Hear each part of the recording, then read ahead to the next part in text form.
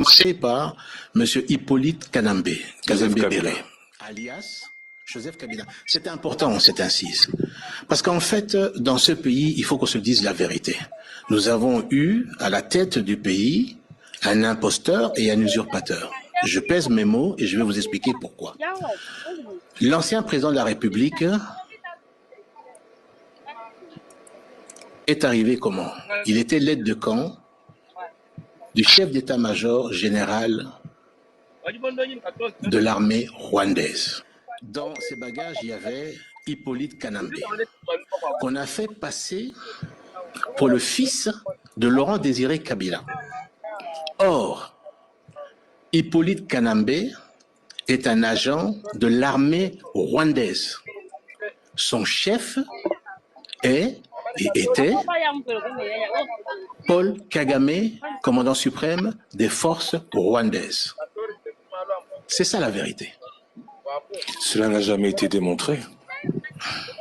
Alors, je ne parle pas de l'appartenance à l'armée rwandaise, mais de la non-filiation de ce dernier avec Laurent Désiré Kabila. Mais il y a eu plusieurs témoignages. Il y a d'abord les vrais enfants biologiques de Laurent Désiré Kabila, qui ne reconnaissent pas Hippolyte Kanambe. Et Hippolyte Kanambe a un père et une mère. Sa mère s'appelait Marceline, et son père, là-dessus, qui était un ancien maquisard également, je vais vous donner son nom là-dessus.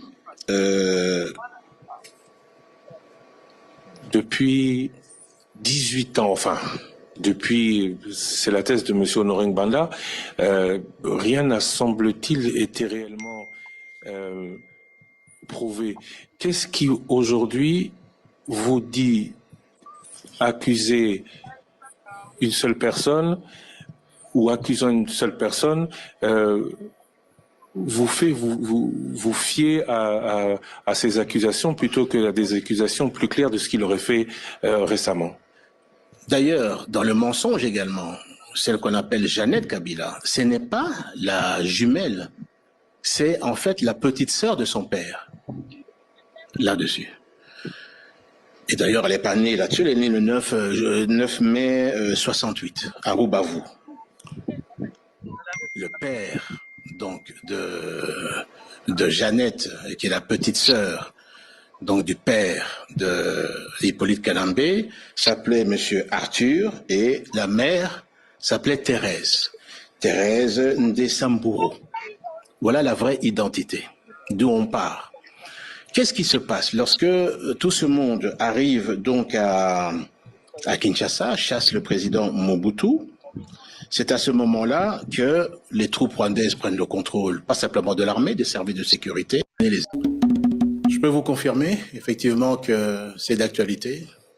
Et je peux vous dire que j'accuse M. Hippolyte Kanambe, alias Joseph Kabila, Katumbi Moïse Soriano et certains acteurs dirigeants de la SENCO d'être les auteurs d'une tentative de déstabilisation de l'État et également d'atteinte à la sûreté de l'État en voulant éliminer le chef de l'État.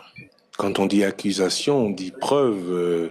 La dernière fois, vous aviez avancé certains faits que vous n'aviez pas démontrés. Vous nous donniez rendez-vous à une date ultérieure.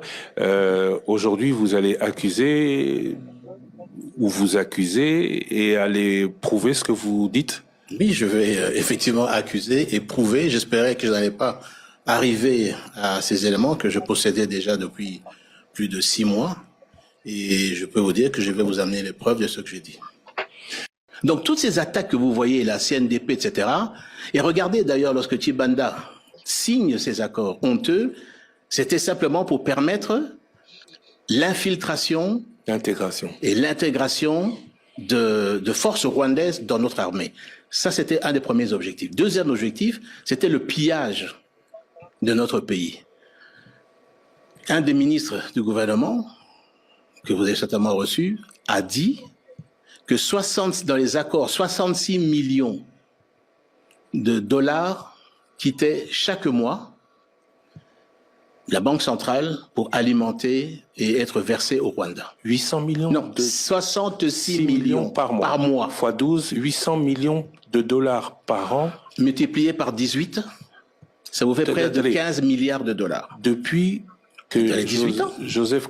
Depuis le 18 ans. Et ça, vous savez que c'est la justification du régime de Kigali, c'était pour, soi-disant, payer l'effort de guerre qui avait été mené pour chasser Mobutu en 7 ans. Je peux vous confirmer.